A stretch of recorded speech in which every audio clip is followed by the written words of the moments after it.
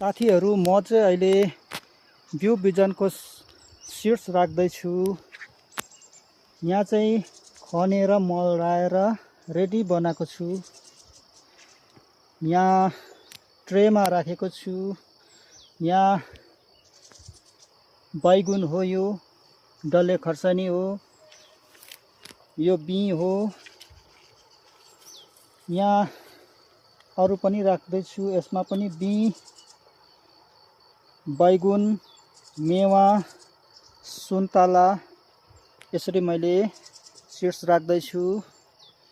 यसरी हामीले सिड आफूले राख्यो भने चाहिँ गाउँमा कहीँ किन्नु पर्दैन।